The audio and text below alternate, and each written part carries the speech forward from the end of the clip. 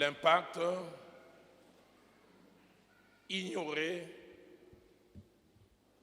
c'est-à-dire pas connu, et insoupçonné, pas connu à sa juste valeur de la famille, ce petit cadre dans lequel nous naissons, grandissons et vivons dans notre destinée, dans notre devenir. Depuis 3 jours, tout autour de cette thématique, nous avons eu le premier jour à poser les fondements en parlant du pourquoi d'un tel enseignement. Pourquoi parler d'un tel sujet, surtout à l'Église? Et hier, nous avons commencé à rentrer dans les vifs. Nous avons d'abord essayé de définir la famille. Et nous avons pris 2 directions, la famille tout court, et puis le deuxième terme qui revient souvent dans la Bible, qu'on retrouve aussi en hébreu, le terme maison. Et puis nous avons commencé à parler de la pensée de Dieu sur la famille selon la Bible. Et nous avons dit que selon l'étude que nous avons eu à faire, Dieu avait 5 pensées principales attachées à la famille. Et nous avons vu la première, c'est que la pensée de Dieu et que la famille était un cadre qui permettait que l'homme, 1, ait une identité, mais 2, un sentiment d'appartenance. Avoir des gens avec lesquels il est lié, ils sentent qu'ils lui appartiennent et lui aussi, il leur appartient. Aujourd'hui, avec la grâce de Dieu, nous toucherons les 4 autres pensées. Et sans plus tarder, j'aimerais nous proposer quelques textes en introduction. Nous commençons par les livres des Proverbes au chapitre 22. Nous lisons le seul verset 15. La folie est attachée au cœur de l'enfant et la verge de la correction l'éloignera de lui. Le second passage, c'est le premier livre des Rois au chapitre 1er, disons du 5e au 6e verset. Et là, nous verrons quelqu'un qui avait la folie dans son cœur, mais personne n'a pris le temps, non pas qu'il n'avait pas un père, mais qu'il avait un père hyper occupé. Il n'a pas su enlever cette folie dans son cœur, et cette folie s'est retournée non seulement contre les pères, mais finalement même contre toute une nation. Adonijah, fils de Haggith, se laissant emporter par l'orgueil jusqu'à dire « c'est moi qui serai roi ». Et il s'est procuré un char et des cavaliers et 50 hommes qui couraient devant lui. Il savait que c'était Salomon ou Yédidia qui avait été choisi, mais il passe outre les choix de son père. Pourquoi il agit ainsi? Le verset 6 nous montre la raison. Son père ne lui avait de sa vie fait aucun reproche en lui disant « Pourquoi agis-tu ainsi ?» Adonijah était en outre très beau de figure et il était né après Absalom. Nous lisons un long passage, Proverbe au chapitre 31, d'abord du 1er au 9e, du 1er plutôt au 11e, puis verset 15, puis verset 21, puis verset 25, au verset 28e.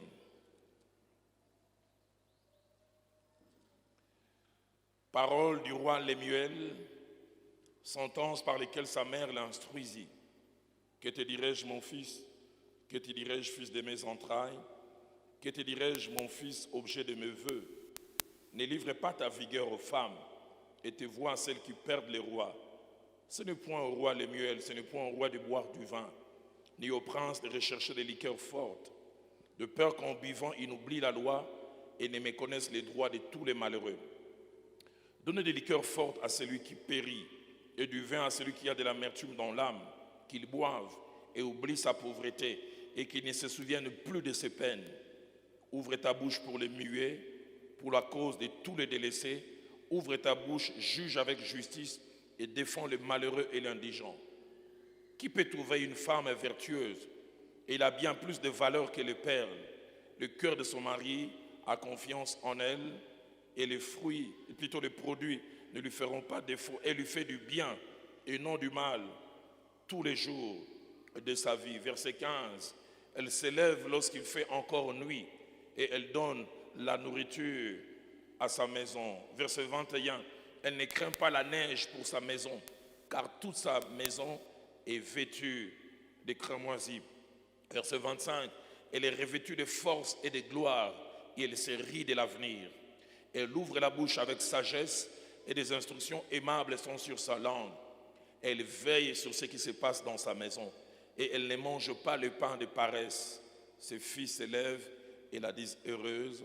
Son mari s'élève et lui donne de louanges. Nous terminons avec Deutéronome au chapitre 6. Et notre lecture va du verset 6 au verset 9e. Et ces commandements que je te donne aujourd'hui seront dans ton cœur. Tu les inculqueras à tes enfants. Et tu en parleras quand tu seras dans ta maison, quand tu iras en voyage, quand tu te coucheras et quand tu te lèveras. Tu les lieras comme un signe sur tes mains et ils seront comme des frontaux entre tes mains. Tu les écriras sur les poteaux de ta maison et sur tes portes. La deuxième pensée de Dieu par rapport à la famille, c'est que la famille est appelée à être un cadre de formation de la personnalité de l'homme. Cadre de formation de la personnalité de l'homme. Et quand nous parlons de la personnalité, nous voulons voir d'un côté les caractères, mais nous voulons voir aussi les comportements, les caractères, ainsi que les comportements.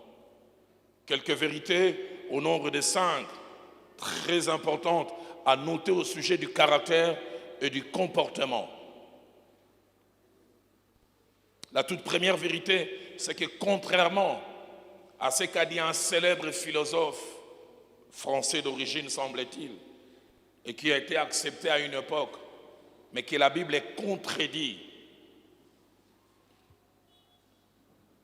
Ce philosophe a dit, l'homme naît bon, mais c'est la nature qui le rend mauvais. C'est-à-dire l'homme a le potentiel d'être foncièrement bon, mais c'est l'environnement qui les corrompt. Et pourtant la Bible dit, et nous l'avons lu, Proverbe chapitre 22, verset 15, premièrement la partie A, il est dit la folie est attachée au cœur de l'enfant. La folie, un terme fort. La version française courant dit les enfants aiment ce qui est déraisonnable. La version Parole de vie dit les enfants aiment ce qui est stupide, ce qui manque d'intelligence. La version Le Semeur, j'aime encore cette traduction car elle va plus loin dans la clarté et dit la tendance à faire des actions déraisonnables et ancrées dans le cœur de l'enfant. Première vérité. Mais deuxième vérité, c'est que selon la Bible, il y a un moyen de chasser ou d'éradiquer ou même de déraciner cette folie attachée au cœur de l'enfant. Et ce moyen, c'est la correction par la verge. Quand la Bible parle de la verge, elle ne veut pas simplement dire cette punition physique, ça va au-delà. Ça veut simplement dire faire prendre conscience d'un comportement qui va à contrario de ce qui doit être et essayer de combattre cela. Et toujours Proverbe 22, la partie B dit, si la partie A dit la folie est attachée au cœur de l'enfant, la partie B dit la verge de la correction l'éloignera de lui. Et s'il dit que la verge de la correction éloigne la folie, cela veut dire que quand la verge n'est pas utilisée, la folie demeure. Un psychologue chrétien a dit, c'est la correction qui tue le sauvage qu'il y a dans l'enfant. La verge de la correction l'éloignera de lui. La version Parole de vie dit, les coups qui éduquent guérissent l'enfant de la folie ou de la bêtise. La version française courant dit, quelques bonnes corrections les guérissent de cette tendance. Troisième vérité, c'est que cette correction, d'après la Bible, est appelée à se faire dans un cadre appelé famille. C'est la famille qui est appelée à tuer la folie qu'il y a dans le cœur de l'enfant. Avec deux acteurs principaux. complémentaires, père et mère, chacun apportant du sien pour que cette folie puisse partir. Quatrième vérité, c'est que qui dit correction dit trois choses. Premièrement, prise de conscience et observation du comportement mauvais. Parce qu'on ne peut corriger que si l'on voit d'abord les mauvais comportements qui existent. Et deuxièmement, investissement pour les combattre et pour s'opposer à cela. Et troisièmement, effort pour remplacer les mauvais comportements par les bons. J'observais cela beaucoup quand mes filles grandissaient. Mais là, depuis quelque temps, nous avons la grâce d'avoir un petit-fils qui commence à grandir. Et je vois ce qu'un psychologue chrétien disait. Il dit l'éducation, c'est comme les dressages. Quand vous allez dans des cirques, vous allez voir un éléphant qui est capable de faire des choses que naturellement il ne ferait pas. Un singe qui serait capable de faire des choses qu'il ne ferait pas, simplement parce qu'on l'a dressé. Et l'enfant aussi, c'est le dressage. Combien de fois je vois sa mère, notre deuxième fille, chaque fois rappeler Johan Mathis, on dit merci. Tu lui rends un service, il va partir. On dit merci. C'est pas naturel. Et je vois comment elle s'époumonne. J'aime souvent dire les vertus, les bonnes habitudes ne viennent jamais du ciel. La politesse, dire s'il vous plaît, demander service, quelqu'un doit le placer. Je répète encore qui dit correction, prise de conscience et observation du comportement mauvais. Deuxièmement, investissement pour combattre ces comportements déviants et s'opposer à cela. Et puis troisièmement, effort pour remplacer cela par les comportements qu'il faut. Et là, j'aimerais ouvrir une parenthèse pour mentionner 5 principes importants attachés à la correction. Premier principe, c'est que pour corriger, il faut être présent. Pour corriger, il faut être présent. Être présent pour voir et constater les comportements déviants. Et deuxièmement, pour corriger, il faut avoir conscience que ce qu'il fait n'est pas bon.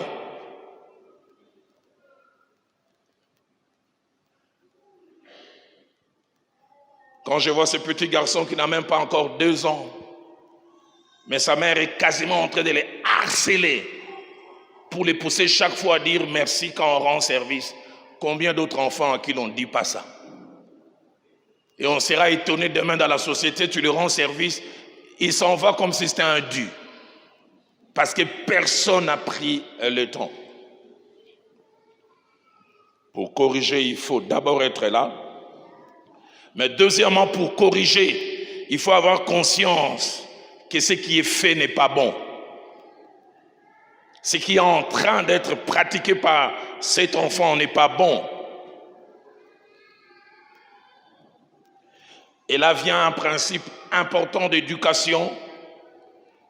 Notre pasteur Jacques-André Vernon, nous enseignant sur la famille, répétait souvent cette phrase. Il disait la qualité des parents influence la qualité des enfants. Parce qu'on ne peut donner que ce que l'on a. Si toi-même on t'a jamais appris à dire merci, est-ce que tu vas dire à ton enfant, il faut dire merci?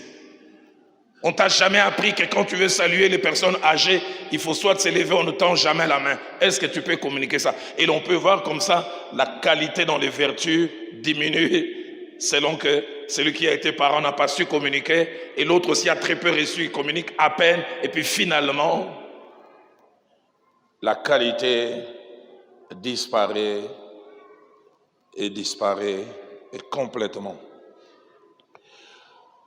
Troisième principe, pour corriger, il faut connaître la valeur de l'exercice qu'on est en train de faire. Qu'est-ce que je veux dire par là? Connaître ce que l'enfant aura en plus si je combats ses comportements et ce que l'enfant aura en moins si je ne combats pas cela. C'est la connaissance de la valeur de ce que je fais qui fera que je m'investisse ou pas. Et je l'ai dit, je vois notre fille, j'ai vu souvent mon épouse le faire. Répéter, c'est fatigant. Tu peux le dire des fois 50 fois, 1000 fois pour que finalement ça... Johan Matisse, on dit merci. Un beau jour, tu te rendras compte que tu n'as plus à le dire. Je vois désormais quand il veut manger, on lui rappelle qu'il faut prier. Et des fois, il oublie. Mais j'ai aimé la dernière fois, j'ai l'impression que c'est la personne qui devait la faire manger qui l'a oublié. Et lui-même a commencé à dire Amen, Amen, Amen. Comme pour dire, on commence souvent par ça. Comment tu as sauté ça? Proverbe chapitre 29, verset 15 et verset 17 disent, la verge et la correction donnent la sagesse, mais l'enfant livré à lui-même fait honte à sa mère. Celui qui sait que dans la correction, il y a une source de sagesse, de connaissances utiles, va s'investir. Le verset 17 ajoute, châtie ton fils et il te donnera du repos. Il procurera des délices à ton âme.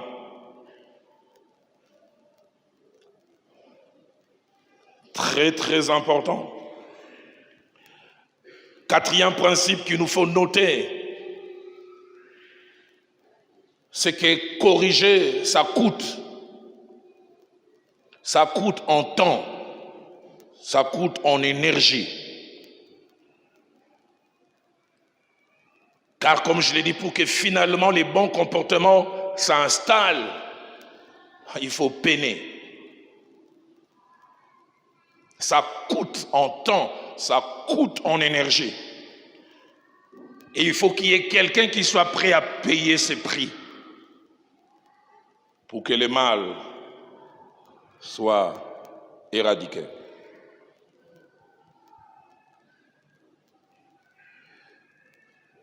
Et cinquième vérité, cinquième principe, c'est qu'au-delà de la correction qui consiste à combattre les mauvais comportements ou les comportements déviants, il y a à côté l'instruction.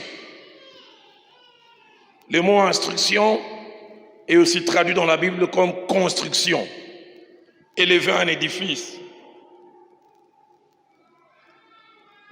Bâtir quelque chose en commençant par les niveaux les plus bas jusqu'à l'élever. Et il est étonnant autant la Bible insiste sur la correction, elle insiste aussi sur l'instruction.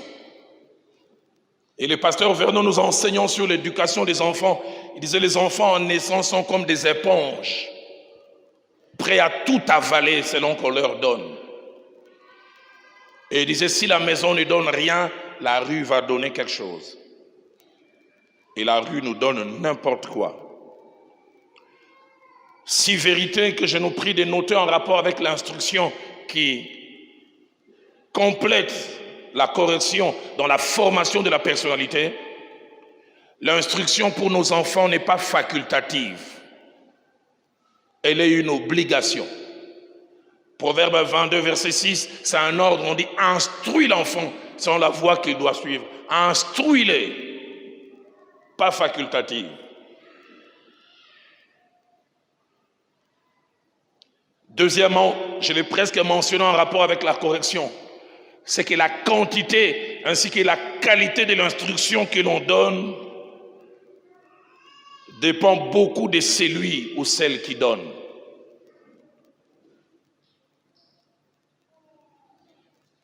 Ce que tu donnes dépend de ce que tu as.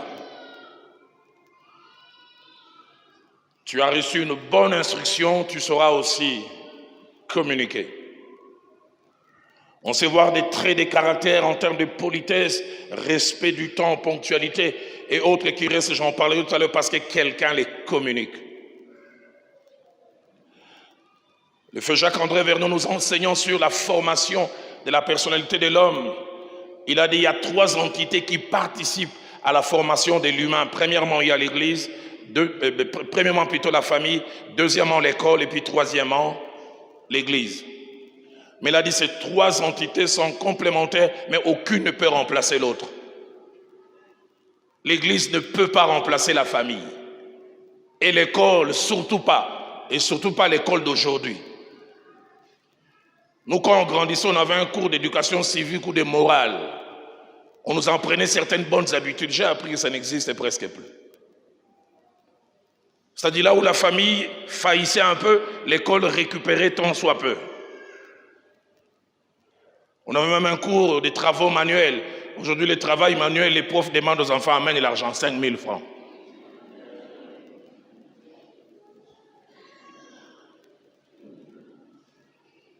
Et plaise à Dieu que la famille ne démissionne pas au détriment de l'Église et surtout pas de l'école. Troisième vérité attachée à l'instruction, c'est que l'instruction, au moment où elle est faite, il est possible qu'il n'y ait ni compréhension ni adhésion de l'enfant. Mais on n'a pas besoin de sa compréhension et de son adhésion. Ce que l'on doit faire, c'est un peu ce que Jésus a fait quand il voulait laver les pieds des disciples de Jean chapitre 3, verset 7. Et il dit, ce que je fais maintenant, tu ne le comprends pas, tu le comprendras bientôt. Il y a des choses que mon père, ma mère m'imposaient, j'ai boudé. Mais en grandissant, je commençais à dire merci qu'ils aient fait ça. Merci qu'ils m'aient imposé de telles choses. Mais au moment où on me les imposait, je n'acceptais pas et je n'adhérais pas. N'attendez pas la compréhension. S'ils comprennent, tant mieux. Tu l'obliges à aller dormir à 21h parce que demain il doit aller à l'école. Il boude, laisse-le bouder. Mais fais-les endormir quand même. Tu n'as pas à négocier. Quatrième vérité attachée à l'instruction, c'est que dans la vie de chaque personne, nous sommes à l'extérieur.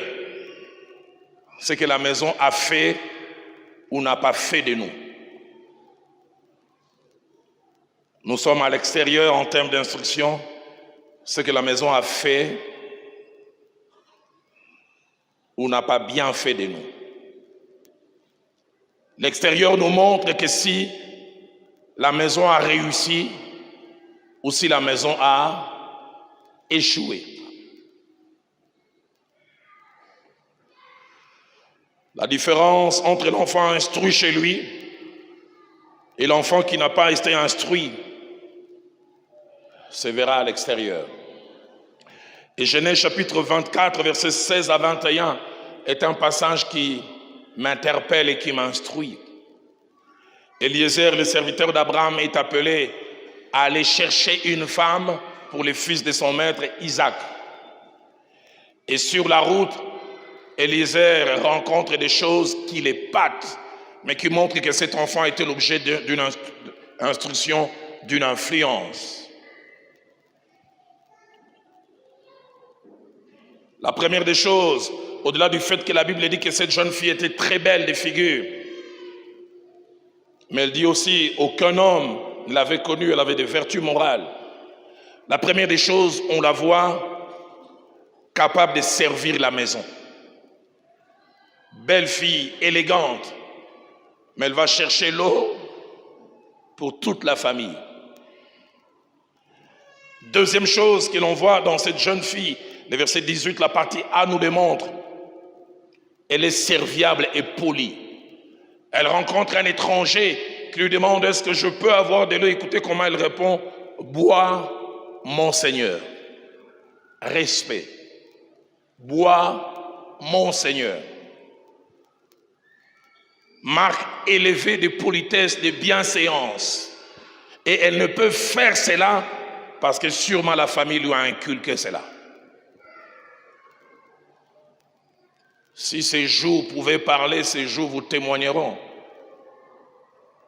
Comment papa me disait chaque fois, les personnes âgées, on les vouvoie. On ne dit jamais tu. Si ces jours pouvaient se trouver par le déplacement de la grosse main de M. Henri Bertin, mon père. Et j'ai appris à vouvoyer les gens. Bois, mon Seigneur. Autre chose que le verset toujours 18, la partie B nous montre, elle avait de bonnes manières. Sûrement apprises aussi en famille. La Bible dit, elle s'empressa d'abaisser sa cruche sur sa main et de lui donner à boire. Elle fait presque génuflexion. Un étranger, quelqu'un qu'elle ne connaît ni d'Adam ni Ève, elle veut servir de l'eau. On voit les bonnes manières. Ce n'est jamais de la génération spontanée. Quelqu'un doit placer ça. Et quelqu'un qui a les temps pour le faire, nous en parlerons tout à l'heure. Mais au-delà de cela, on voit encore des bonnes habitudes dans cette jeune fille. Les dispositions à rendre un service coûteux. Cet homme finit de boire et cet homme n'a rien demandé. Écoutez ce qu'il dit. Je puiserai aussi pour tes chameaux jusqu'à ce qu'ils aient bu suffisamment. Jeune fille, tu connais combien boit un chameau? Les commentateurs disent qu'elle a dû faire au moins 100 tours. Est-ce qu'elle n'avait rien à faire? Et quand cet homme voit toutes ces choses, la Bible dit qu'il regardait avec étonnement. Mais ça ne s'arrête pas là. Finalement, il pose la bonne question. Il dit, de qui es-tu fille? C'est-à-dire, quelle est l'usine qui a fabriqué cette qualité de personne? Enfant, par les choses que vous faites montre à l'extérieur, vous pouvez nous attirer la honte, vous pouvez nous attirer la gloire. De qui est-elle fille? Qui a placé de telles richesses? Eliezer reconnaît, non, ça c'est pas les fruits du hasard. Elle doit venir d'un endroit où ces choses lui ont été inculquées. Ces choses ont été placées en elle.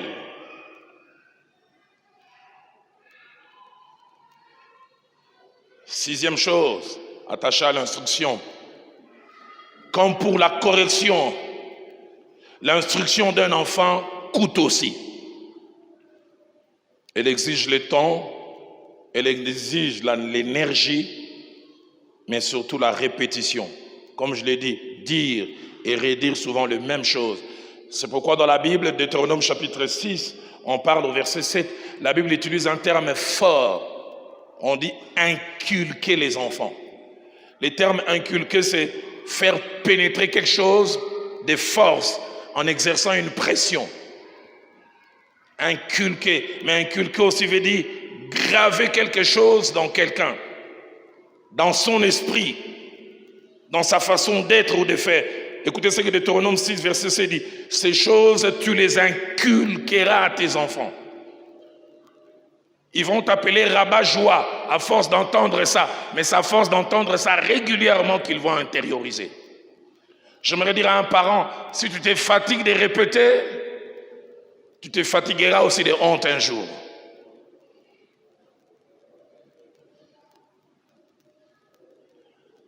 Sixième et dernière chose, attachée à l'instruction, mais liée à la correction, c'est que instruction et correction sont signes d'amour. Si tu m'aimes, tu m'instruis, tu me communiques des connaissances. Mais si tu m'aimes aussi, tu me corriges. Proverbe 13 au verset 24 dit, celui qui ménage sa verge n'aime pas son enfant. Il est hait. Mais celui qui l'aime cherche à les corriger. Cherche à les corriger. Deuxième pensée, comme je le disais, cadre de formation de la personnalité. Et quand cette personnalité est formée, premièrement, la société en tire bénéfice. Deuxièmement, les personnes au contact de nous. Et troisièmement, les personnes partageant notre intimité. Troisième pensée de la famille, selon la Bible, c'est que la famille est appelée à être un cadre de transmission des valeurs. Au-delà de la personnalité, la transmission des valeurs, le respect, l'honnêteté, la droiture, la justice, l'essence de la parole donnée. Et les valeurs dans les cadres familial, cet endroit où Dieu veut que les valeurs se transmettent de trois manières principalement. Ils se transmettent premièrement par l'exposition au modèle. L'exposition au modèle. Nous voulons que les valeurs se transmettent. Je parlerai tout à l'heure de l'enseignement et de bien d'autres choses. Mais les premiers enseignements, c'est la bouche fermée, quelqu'un qui vit des choses. Dans le premier livre des rois, au chapitre 3, au verset 6, j'ai toujours été étonné, interpellé, challengé par les propos qui sortent de la bouche du jeune Salomon qui succède à son père comme roi. Écoutez comment Salomon parle à Dieu. Il dit, tu as traité avec une grande bienveillance. Écoutez comment il appelle son père, ton serviteur David. Ce n'est qu'après qu'il dira mon père, mais il dira d'abord ton serviteur David. Et puis il ajoute, qui marchait devant toi dans la droiture, dans l'intégrité de cœur et dans la justice. Est-ce que vos enfants peuvent dire ça de vous? Il veut dire, j'avais un père qui était fidèle à Dieu, je voyais la fidélité. Il était juste, je le voyais. Il marchait dans la droiture. Si David a beaucoup fauté au début de son rôle de parent, au soir de sa vie, il a beaucoup appris. Lui-même le dira, il avait compris la valeur d'être un modèle. Psaume 101, verset 2. Il dit, je marcherai dans l'intégrité de mon cœur au milieu de ma maison. Que Dieu nous donne la bouche fermée en tant que parents, être modèle. Et c'est comme ça que nous transmettons des valeurs. Le fait Jacques-André Verdon, un jour nous enseignons sur la famille, il dit, les valeurs chrétiennes s'imposent quand elles sont pratiquées et vues par les enfants. J'en parlerai tout à l'heure quand je toucherai certaines choses. Souvent nous pensons que nous sommes entourés d'aveugles. J'en ai parlé une fois ici. 2010, notre fille aînée devait finir ses études et elle a fait un speech à l'école. Le thème était mon héros. J'étais étonné que ce soit de moi qu'elle parlait. Et dans son speech dont j'ai suivi une bonne partie avec larmes, elle était en train de dire, mon père n'aime jamais dire du mal des gens. Quand on commence à critiquer, soit il se déplace, soit il arrête. Moi, j'ai dit, mais pourquoi il y a ça comme on en a? Cette petite souris me voyait quand? Quel modèle nous sommes? Quel exemple nous sommes? Tu vas appeler l'enfant à l'honnêteté, mais tu es rempli de dettes. Et quand les gens arrivent, tu dis à l'enfant, va dire que je ne suis pas là. Un parent dit même, va dire que je suis mort.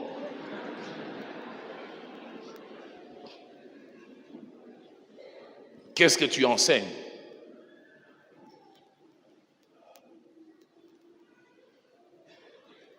On raconte l'histoire d'un père qui disait que tout le monde doit rentrer avant 22 heures, même moi-même.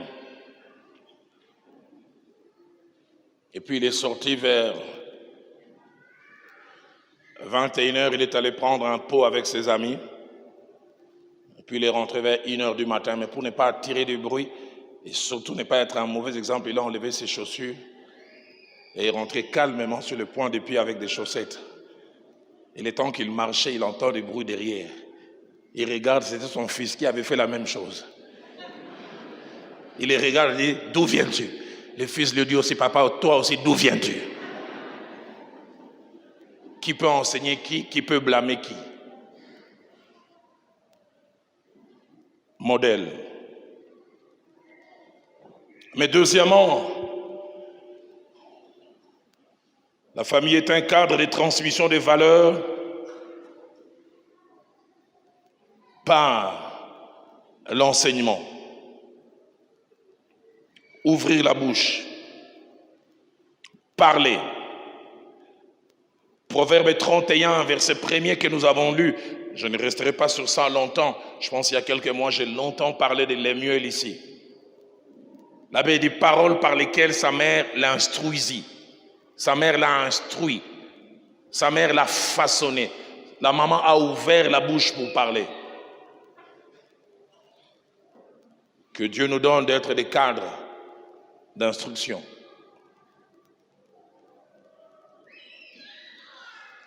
Mais troisième manière, de communiquer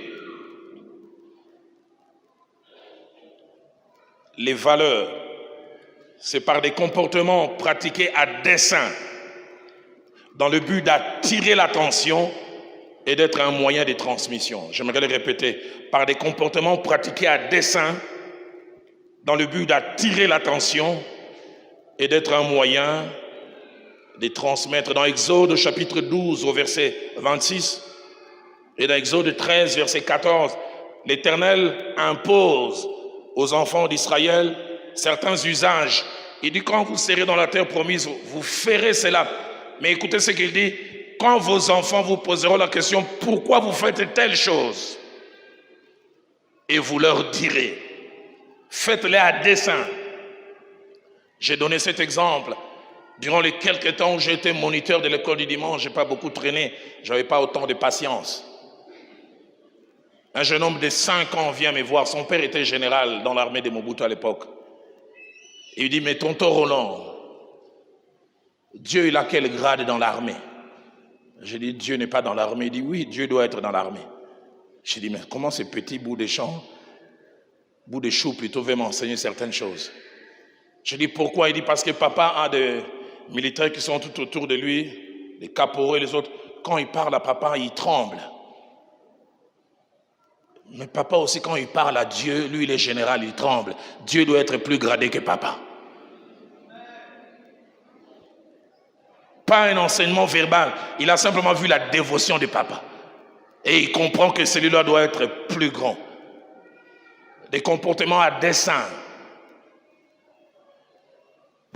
Une maman qui est décédée, très attachée à mon épouse, elle a une grande influence positive sur mon épouse. Et l'un de ses enfants, les premiers, me disait comment ils avaient 6, 7 ans, ils allaient à l'église, il les obligeait de donner la dîme. On vient d'offrir, je sais pas, $10 à Fabrice, il dit prends $1. Il dit mais pourquoi quand on me donne, je dois enlever? Il dit c'est la dîme. La dîme c'est quoi? Il dit quand tu vas grandir, je t'expliquerai. Il dit un jour il a bouffé ça, il dit sa mère l'a tapé comme un criminel nazi. Il lui a fait comprendre la valeur qu'il y avait dans ça. 4e et avant-dernière pensée de Dieu sur la famille, c'est que la famille est les cadres qui préparent l'homme à ses futurs rôles dans la société. La famille est les cadres qui préparent l'homme, je dis aussi la femme, à ses futurs rôles dans la société. Et 4 vérités que je voudrais que nous puissions noter à ce sujet. La première, c'est que nos générations sont liées. Ecclésiaste 1,5 dit, une génération s'en va et une autre arrive. Mais deuxièmement, seuls et ceux qui arrivent apprennent par seuls et ceux qui sont sur le point de partir. Et c'est là dans le cadre familial. Et troisièmement, dans le cadre de la famille, avant les livres, avant les documentaires, et puis avant Google, parce que M. Google, semble-t-il, il est capable de nous donner toutes sortes d'informations. Les cadres familiales nous apprennent 2 choses. Comment être un bon mari et comment être une bonne épouse. Et c'est là en voyant papa et maman vivre leur vie. Avant les livres, avant les enseignements, avant Google, avant toute chose. Mais deuxièmement, ça nous enseigne comment être parent. Mon épouse et moi, on est en train de faire cette expérience. Souvent, mon épouse me parle, et j'avais pas l'impression que Madame Lombe intériorisait ces choses. Mais quand je suis arrivé chez elle, je me suis rendu compte,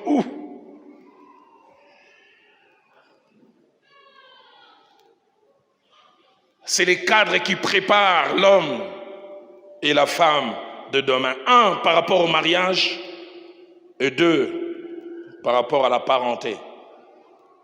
4e vérité, on apprend ces 2 rôles importants du futur. D'abord en voyant les autres, nos parents, être et faire. Et mon épouse aime souvent les rappeler dans les enseignements qu'elle donne et que j'apprécie. Elle dit ces 2 vérités La première, c'est que la première idée de comment être mari ou une femme que les enfants se font, c'est en voyant papa et maman l'être. C'est la première véritable idée. L'avantage avec le cadre familial, il fait mieux que les cinémas. Les cinémas vous montrent en 40 minutes une vie de 60 ans. Mais les enfants vivent avec vous 24 heures sur 24 heures. Ils voient comment papa parle. Vous n'avez aucune idée, ils le voient. Vous faites des petits câlins, ils sont un peu gênés par la pudeur. Allez chérie, viens, tu l'embrasses. Ils sont un peu gênés, mais ils voient. Les cadeaux que vous vous faites, le petit nom que vous vous appelez.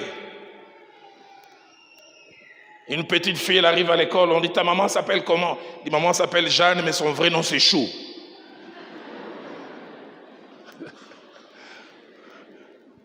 Parce que papa l'appelle Chou. Toi, tu as assisté à des scènes où papa appelait maman chose. Tu peux m'amener de l'eau chose. La première réelle idée de comment être mari ou femme de quelqu'un, ce sont nous parents qui les montrons aux enfants. Demandez à mon épouse comment elle a souffert. Elle souffre encore un peu aujourd'hui. J'ai guéri, mais de temps en temps, j'ai des rechutes. Mais il y en a de moins en moins avec le temps. S'il y a des rechutes, pas grave. J'avais ces difficultés et avec elle et avec les enfants. Dire je t'aime. Qui avait les mêmes problèmes ou qui l'a encore aujourd'hui? J'entends une femme qui dit à son mari, Tombola Luboko.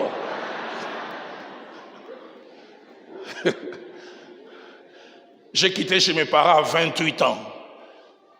J'ai jamais entendu mon père entêter la hipa. Je l'ai jamais entendu dire à maman, je t'aime. Mais je savais qu'il aimait. Maman l'a dit, il a seulement dit à Wemboniama les jours du mariage. En 61, depuis lors.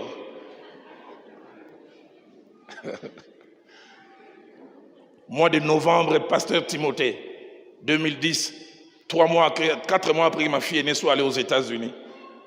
Je vais la visiter, je vois encore, il faisait très froid. Nous avons quitté Chicago avec le pasteur Guy Wembo. Je viens la visiter vers 19h. On arrive, je la vois joyeuse, elle me salue. Et puis avant qu'on quitte, elle dit, mais papa, toi tu me dis jamais I love you. Hein? Toutes mes amies, c'est quand ils vivent. Dans mon cœur, je disais, Younis, les coups, j'en ai reçu.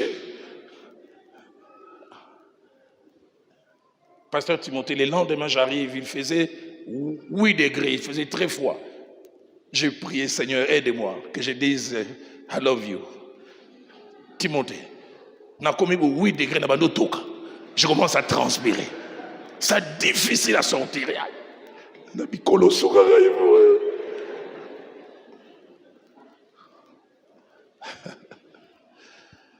Pourquoi? Parce que ce ne sont jamais des générations spontanées. J'avais difficile à avoir des gestes d'affection en public. Viviane, moi, quand on s'est mariés, je me souviens, on entre à la borne, elle veut me tenir par la taille. C'était les symptômes. Certains me disaient de moi que j'habitais le ciel, mais je venais passer des vacances sur terre.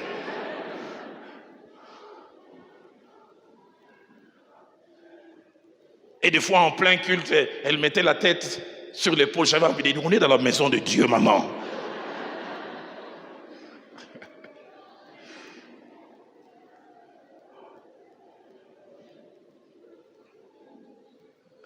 Dieu merci, je vois mes filles qui ont eu de beaux fils qui sont différents de moi.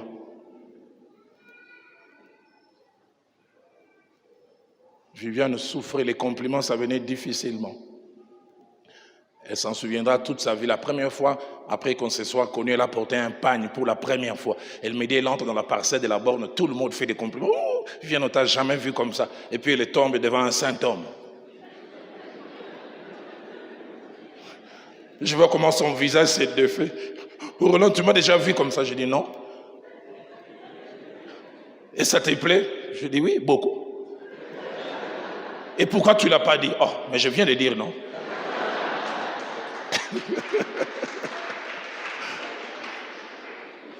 Et ce qui est étrange, quand j'avais vu ça, j'ai constaté. Mais l'oba, c'est quoi?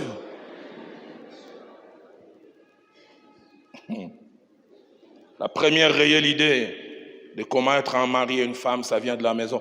Et plaise à Dieu que nos enfants à l'église puissent avoir un bel échantillon. J'en ai parlé ici il y a quelques mois, le pasteur Vernon nous enseignant sur les couples et dit, un père de famille peut estimer qu'il a réussi s'il entend dans le lieu secret ses filles sont en train de prier, Seigneur, donne-moi un mari comme j'ai vu papa l'être pour maman. Si tes filles peuvent prier comme ça, c'est que tu as réussi. Une maman peut aussi estimer qu'elle a réussi si elle entend de sa chambre son fils prier en disant, Seigneur, donne-moi une épouse comme j'ai vu maman l'être pour papa. Que Dieu nous donne à Philadelphie, mais au-delà de Philadelphie, avoir des couples qui donnent envie à nos enfants.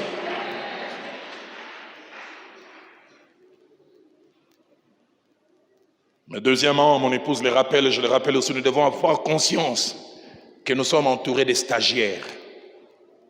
Stagiaires mari, stagiaires femmes, mais aussi stagiaires parents. Ils voient comment nous faisons, ils voient comment nous éduquons et ils vont répéter la même chose. Je voudrais rapidement, avant de toucher la 5e pensée, éclore. La Bible ne nous dit pas quel enfant la femme des Proverbes 31 du verset 10 au verset 31 avait. Est-ce des filles? Mais si elle avait des filles, ces filles devaient être privilégiées. Elles avaient une maman qui leur enseignait comment être une ménagère, comment vivre avec son mari, comment tenir sa maison. Je vais épingler ça rapidement et puis nous allons toucher la 4e pensée, la 5e plutôt.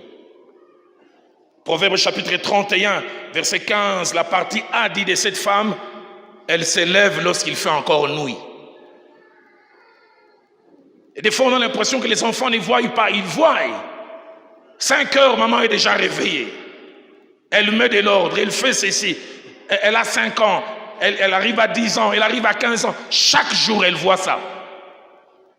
C'est un modèle devant lequel elle est exposée. Maman, quel exemple vous donnez? La Bible ajoute encore, elle donne de la nourriture à sa maison. C'est elle qui s'occupe.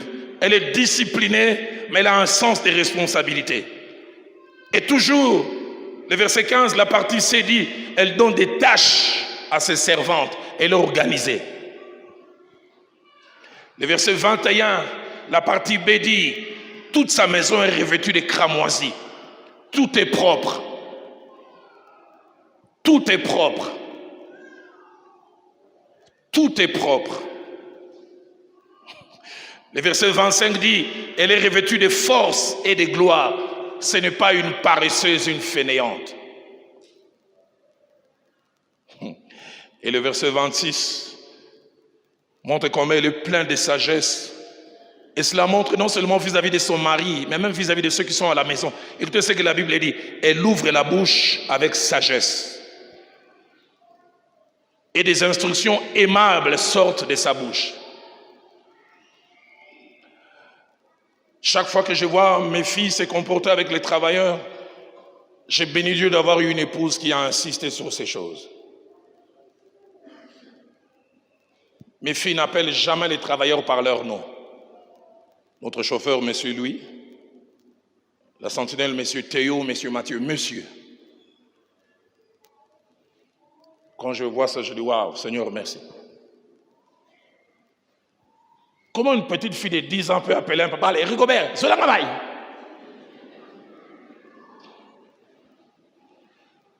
J'ai entendu souvent les rappeler, ils viennent travailler chez nous, mais ils sont aussi papas de certaines personnes comme vous.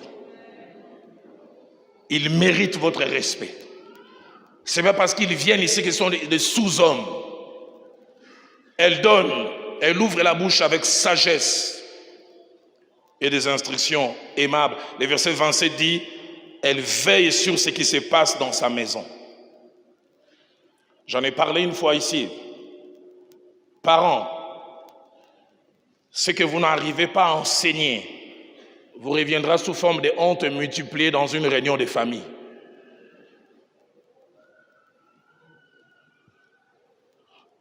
Jeune pasteur assistant à la borne, j'ai assisté à une réunion de famille, j'avais honte. J'ai dit, je n'aimerais pas être à la place de ses parents et surtout de cette maman. On n'est pas dans une réunion de couple, sinon j'aurais donné plus de détails. La fille est allée se plaindre chez les parents. Cet homme doit avoir un mari de nuit. Il me touche à peine. Jamais oublié, je vois le visage dédaigné de l'homme. Il dit, pasteur, je ne sais pas si les termes existent. Posez la question à cette femme si elle est touchable ou touchamable. On a dit pourquoi? Il a dit deux choses. Il dit 9 fois sur 10, quand il enlève ses sous-vêtements, permettez-moi d'en parler, il y a des traces des excréments. 9 fois sur 10, une femme. Vous savez, la saleté dans ces domaines, allez, elle est toujours mauvaise, mais elle est encore pire quand c'est chez une femme. Je disais, si on était dans une réunion de couple, je parlerais plus en détail. Mais il dit, chaque fois qu'elle veut s'offrir à moi, je vois des traces de verre. Parce que quand elle va aux petits besoins, elle ne sait pas. Et ça s'apprend. Et c'est sorti ces jours-là. J'ai vu la maman qui avait baissé la tête. Et ça s'apprend dans le cadre familial. Apparemment de petites choses anodines. Une autre réunion avec un couple, le mari s'est plaint, il dit, pasteur, elle se maquille bien, elle est intelligente. Du reste, elle travaille à la banque, fondée des pouvoirs. Mais pasteur, quand elle va aux grands besoins, si tu viens après lui, tu te demandes, on a décoré ou quoi? J'en ai parlé une fois ici dans une réunion de couple, j'ai parlé de petites choses qu'on ne voit pas en public. Le mari dit, quand j'arrive, je me demande, elle ne sait pas qu'il faut nettoyer. Si tu es assise à côté d'une fille, demande-lui, est-ce que le pasteur dit te concerne? J'entends quelqu'un dire, ne me pose pas la question. Mais j'ai dit, on en rigole, ce sont de toutes petites choses. Toutes petites choses. Mais ces enfants étaient non seulement exposés au modèle de cette femme comme épouse, mais ces enfants aussi assistaient à une vie de couple. Et nous en avons parlé. J'aime quand Proverbe 31, verset 12, parlant de cette femme dans sa relation avec son mari, dit, elle fait du bien à son mari, et c'est là tous les jours de sa vie. Et les enfants assistent à cela. Les enfants sont tellement marqués qu'au verset 26, ou plutôt au verset 28, la Bible dit, les enfants s'élèvent et la disent heureuse. Maman, tu es bénie. Et la Bible ne s'arrête pas là. La Bible dit aussi, son mari s'élève et lui donne des louanges. Les enfants voient ça. Non, j'ai de la chance de t'avoir comme épouse. Que Dieu nous donne d'avoir des couples qui donnent envie. Ces petites choses que tu fais, offrir des fleurs, faire sortir à l'anniversaire, les enfants voient. Et les enfants intériorisent. Ce soir, en terminant, je touche la 5e pensée. La 5e pensée, c'est que Dieu veut que la famille soit un cadre de transmission de la foi. Transmission de la foi.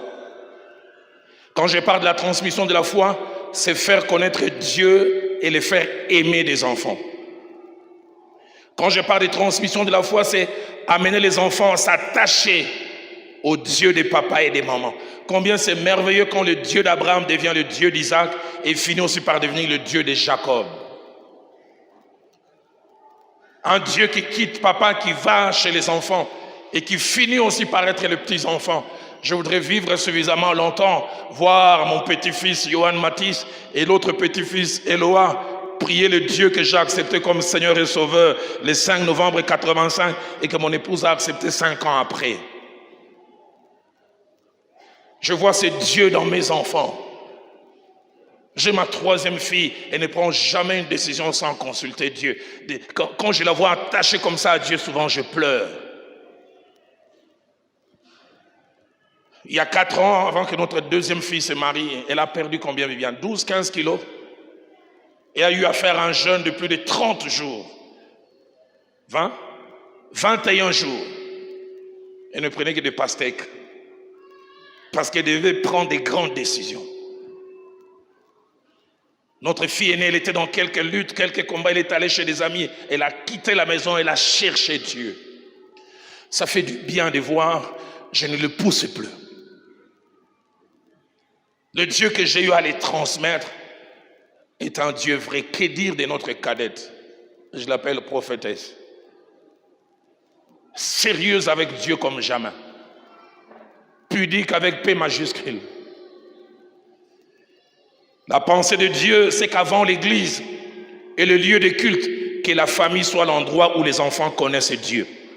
Et que l'église et le lieu de culte ne viennent que renforcer. Mais le vrai endroit où la foi doit naître, c'est dans le cadre familial. J'aime quand dans 1 Chronique 28 au verset 9, David mourant dit à son fils Salomon, connais le Dieu de ton père. Il y a quelques années à Philadelphie, je prêchais ce message, certains pensaient que j'allais mourir dans quelques jours. Le thème de ce message était l'héritage supérieur. Je disais, si je vais laisser à mes enfants maison et bien, je peux le faire. Mais si finalement je ne leur donne pas toutes ces choses, le plus grand cadeau que je voudrais leur laisser, c'est le Seigneur. Et Dieu veut que cela se passe dans le cadre de la famille. Souvenez-vous, lundi en introduisant, j'ai mentionné 2 Timothée chapitre 1er, versets 4 à 5. Quand l'apôtre Paul parle à Timothée, écoutez ce qu'il dit. Je vois la foi sincère qui habite en toi. Une foi authentique, une foi ancrée. Mais il montre que cette foi n'est pas une génération spontanée. Il dit, elle habita d'abord dans ton aïeul Loïs, puis dans ta mère Eunice, et puis maintenant habite en toi. Seigneur, donne-nous une foi qui passe de Loïs à Eunice et qui finit par être chez Timothée.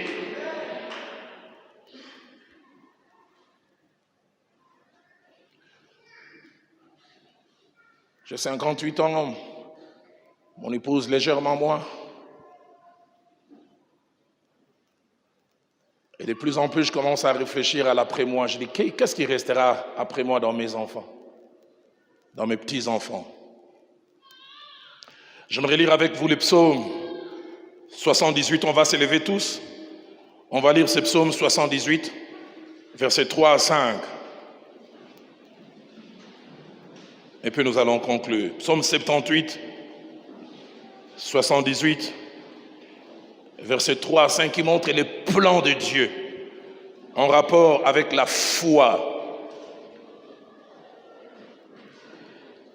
Je lisais ce matin, quand Jacob est en train de vouloir échanger avec les enfants de Laban, il parle du Dieu de son père qu'il a connu. Plus tard, quand Laban veut lui faire des choses, il dit, 10 fois tu as changé mon salaire et tu me faisais payer des animaux que je n'avais pas perdus. Mais j'aime comment il conclut, si je n'avais pas eu pour moi le Dieu de mon père, le Dieu que je prie aujourd'hui, je l'ai hérité. Et c'est venu dans le cadre familial. Est-ce que vous avez trouvé les passages? Psaume 78, 73, du verset 3 au verset 7. À 3, nous lisons tous ensemble en communion. 1, 2, 3. Ce que nous savons, ce que nos pères nous ont raconté, nous les cacherons point à leurs enfants. Nous dirons à la génération future les louanges de l'Éternel et sa puissance et les prodiges qu'il a opérés. Il a établi un témoignage en Jacob, il a mis une loi en Israël et il a ordonné à nos pères de l'enseigner à leurs enfants pour qu'elle fût connue de la génération future, des enfants qui naîtraient et qui devenus grands, ils en parlassent à leurs enfants, afin qu'ils missent en Dieu leur confiance, qu'ils n'oubliassent pas les œuvres de Dieu, qu'ils observassent ses commandements. Ça, c'est le plan de Dieu. Que Dieu se transmette de génération en génération. J'aimerais nous inviter à avoir nos yeux fermés en ces jours.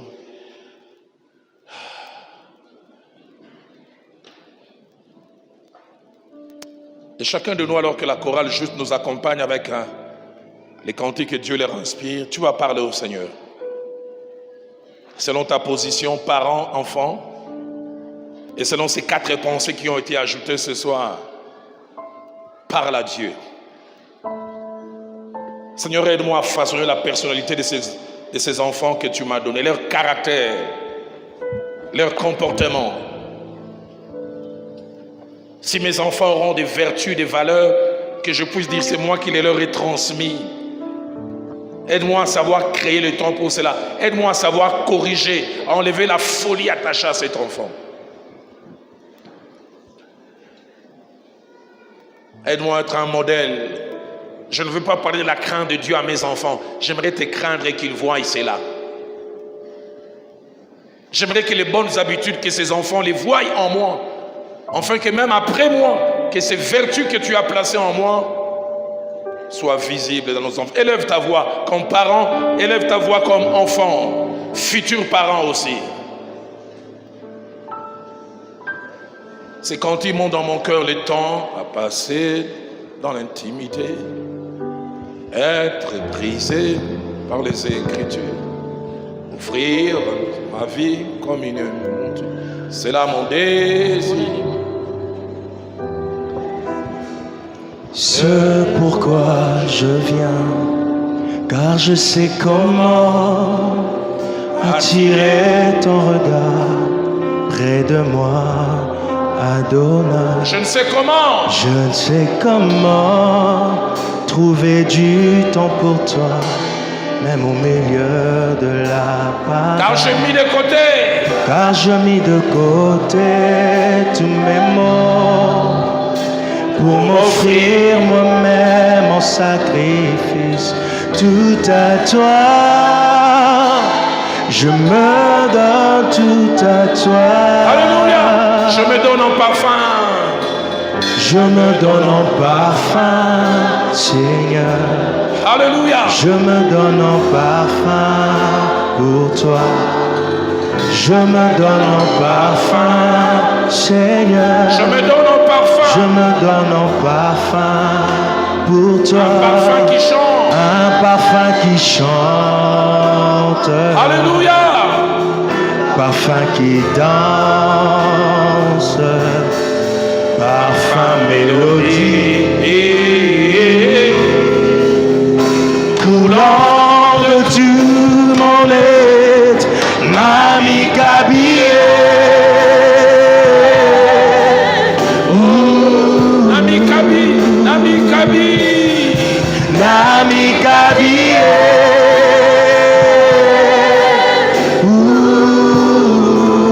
Nami Kabi. Je me rends tout à toi.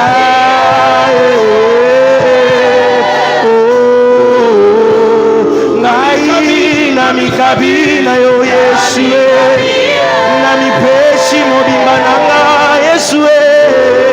Est-ce qu'on peut le dire encore? Nami Kabi. Nami Kabi, Nami Kabi, Nami Kabi na yo.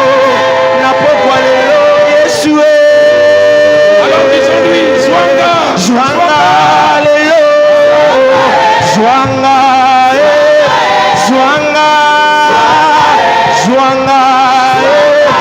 Loko lambeka. Zwanga. Zwanga. Zwanga. Zwanga. Zwanga. Mobimba nanga. Zwanga. Zwanga. Yesu. Zwanga. Zwanga. Zwanga. Zwanga. Zwanga. Mobimba nanga mbeka motu ya likolo ya mbeka. Zwanga. Zwanga. Na libota nanga mobimba. Zwanga. Zwanga. Yesu. Zwanga. Zwanga. Yesu. Mobimba nanga yo. Na mipesi na yo. Zwanga. Zwanga. Yesu. Lokola mbeka. Lokola mbeka. Zwanga.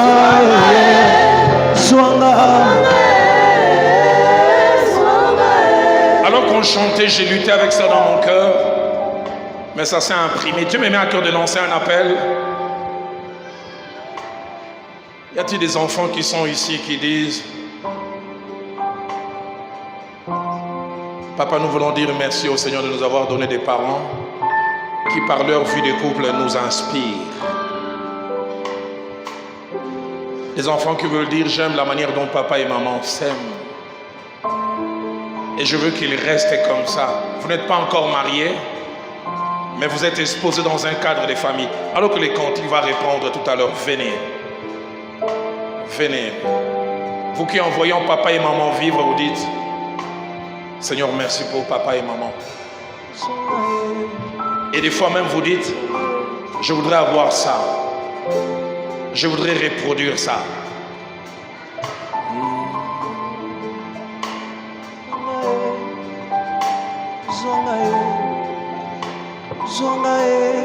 Seigneur, merci pour les messages que ces enfants nous lancent en venant. Ils disent qu'ils ont les privilèges de nous voir dans notre couple, les inspirer. Seigneur, aide-nous de la même manière. Ils se sont levés avec fierté aujourd'hui, que demain nous ne puissions pas les décevoir. Venez. Et je sais que ces enfants ne viennent pas pour faire plaisir à papa et maman. Je pense que certains parents, en voyant les enfants ne pas venir, vous devez avec moi être interpellés. Et si peut-être vous avez le courage, les soirs en rentrant, posez-leur la question: pourquoi tu n'es pas passé? Et elles vous diront peut-être des choses pour lesquelles ils souffrent et ils n'arrivent pas à vous dire. Est-ce qu'avec ces enfants on peut lever nos mains, dire: Seigneur, donne-nous à l'église des couples modèles, des couples qui inspirent nos enfants, des couples qui donnent envie aux enfants. Élevons nos voix. Zwanga, zwanga, zwanga, zwanga, zwanga, zwanga, zwanga, zwanga, zwanga, zwanga, zwanga, zwanga, zwanga, zwanga, mobimba nanga na lipota zwanga. Zwanga, Yesu, zwanga, oh, zwanga, zwanga, zwanga, zwanga, zwanga, zwanga, mobimba nanga yo, zwanga, Yesu, zwanga, zwanga, zwanga, zwanga, zwanga, zwanga. Je lance ces deux appels et j'invite le pasteur Zaché à venir prier. Au-delà de celles et ceux qui se sont avancés, y a-t-il aussi un homme qui ne va pas s'avancer, va simplement lever la main? Tu es marié aujourd'hui, tu es père, et tu peux dire: je suis le bon mari que je suis aujourd'hui parce que j'ai vu papa l'être. Je suis ce père de qualité parce que j'ai été exposé à un modèle. Et en levant vos mains, vous allez à la fois dire merci au Seigneur, mais vous voulez dire aussi de la même manière: j'ai été inspiré par un modèle, j'aimerais aussi être une source d'inspiration pour mes enfants. Y a-t-il des hommes qui vont lever la main? Moi, je ne lève pas la main avec vous. Je dois le dire sincèrement, dans certains domaines, mon père n'a pas été un grand modèle. Mais deuxième appel, y a-t-il des femmes qui peuvent dire: je suis la femme que je suis dans les foyers parce que j'ai vu maman l'être. Je suis la mère qui arrive à tenir ma maison parce que j'ai eu un modèle comme la femme vertueuse. Levez aussi vos mains, les femmes.